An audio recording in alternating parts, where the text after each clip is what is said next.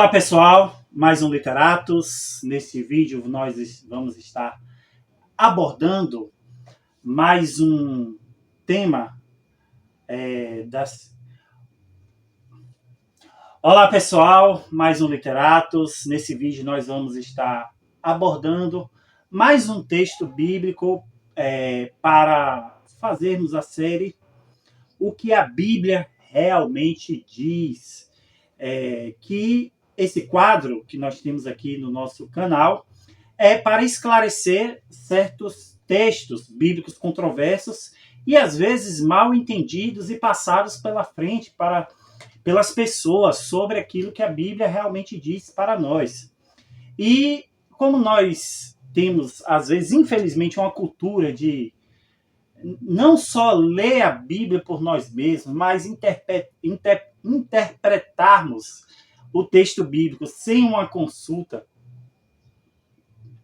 de uma pessoa mais experiente, de uma pessoa que tenha mais estudo, e às vezes chegamos às nossas conclusões dessa forma. Esse quadro é feito para esclarecer. E o texto em questão aborda também um tema que às vezes é abordado de uma maneira irresponsável por muitas pessoas, que é o texto de Mateus 16, versículo 21 e 23, do qual fala da repreensão de Jesus a Pedro. Vamos ler o texto? Mateus 16, do 21 ao 23. Desde aquele momento, Jesus começou a explicar aos seus discípulos que era necessário que ele fosse para Jerusalém e sofresse muitas coisas nas mãos dos líderes religiosos, dos chefes dos sacerdotes e dos mestres da lei, e fosse morto e ressuscitasse no terceiro dia. Então Pedro, chamando-o à parte, começou a repreendê-lo, dizendo: Nunca, Senhor, isso nunca te acontecerá. Jesus virou-se e disse a Pedro: Para trás de mim, Satanás, você é uma pedra de tropeço para mim, e não pensa as coisas de Deus, mas as coisas dos homens. Então, a grande questão que às vezes as pessoas discutem é: o crente pode ficar endemoniado? O crente vai estar endemoniado, como aparentemente esse texto, do qual Jesus se refere a Pedro e fala: vai-te de mim, Satanás. Não fala nem demônio, mas fala o próprio príncipe dos demônios. Enfim, nós temos algumas distinções. O crente pode ser opresso, influenciado, até mesmo porque as obras da carne, que porventura pode se manifestar no crente, são obras vindas do diabo. O próprio pecado é uma coisa incitada e estimulada pelo diabo. Mas o crente verdadeiro em Cristo, que o conhece, que tem a salvação, não pode ficar endemoniado. E como é que nós resolvemos o problema mostrado por esse texto, que Jesus chega para Pedro e o repreende? Primeiro, a gente tem que entender que a regra de interpretação de um texto bíblico, na maioria das vezes, inclui isso, mas na maioria das vezes é resolvida quando olhamos o contexto em questão. Então, a gente tem que entender que versículos antes, Jesus chega para Pedro e fala: Tu és Pedro, e sobre essa pedra edificarei a minha igreja. E ele não fala isso para nenhum outro discípulo, a não ser para Pedro, como sendo um dos principais discípulos que vão dar o pontapé inicial para o estabelecimento da igreja cristã. E fala: olha, foi o Espírito que te revelou.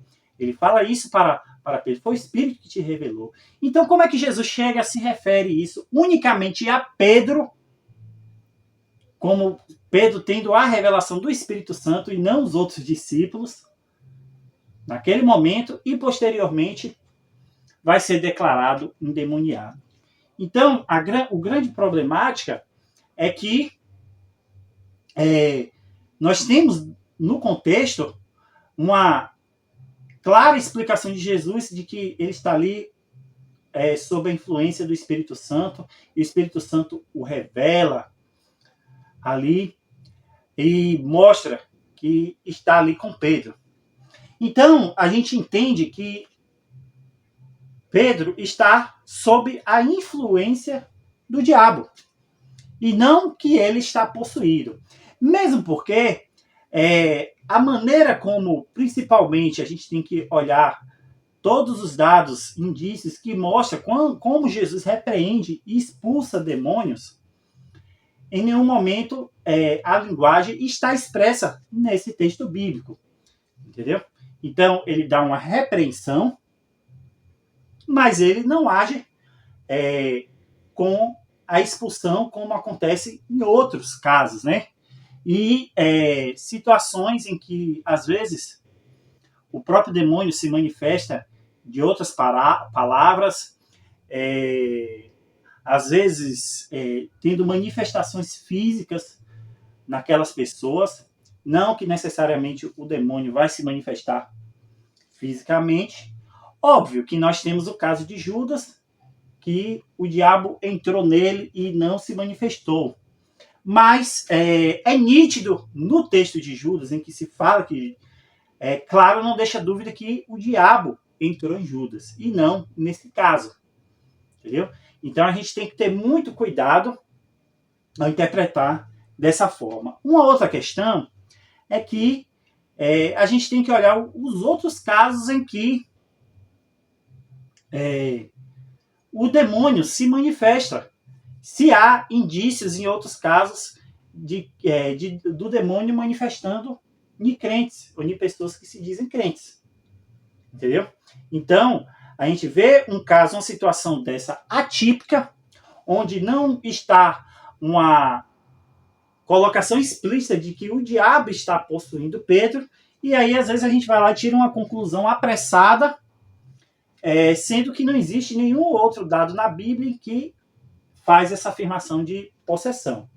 Né? A gente tem o caso, por exemplo, de Saul, mas também o Antigo Testamento é muito nebuloso quando fala assim, de uma pessoa que se converteu. Às vezes nós temos uma clareza de que uma pessoa é crente, mas às vezes a gente não tem, muitas vezes, uma clareza de se a pessoa é crente ou não. Entendeu? O caso de Saul é meio emblemático. Às vezes a gente pode imaginar que ele se desviou, caiu da fé, mas são situações um tanto nebulosas para a gente tirar qualquer tipo de conclusão. Então a gente tem a figura de Pedro, e é curioso que o texto é tão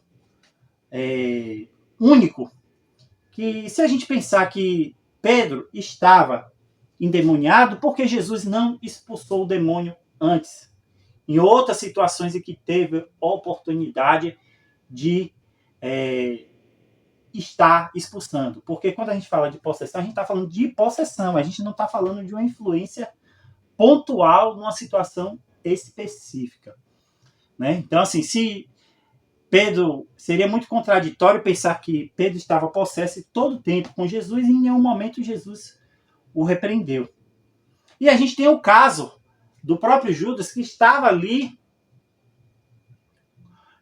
com os discípulos, com os apóstolos, e a Bíblia deixa claro que Judas era uma pessoa sob influência maligna. Mas a Bíblia deixa claro isso.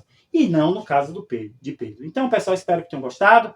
Estamos em outras plataformas, como eu já disse. Tem o nosso Pix para contribuição e até a próxima.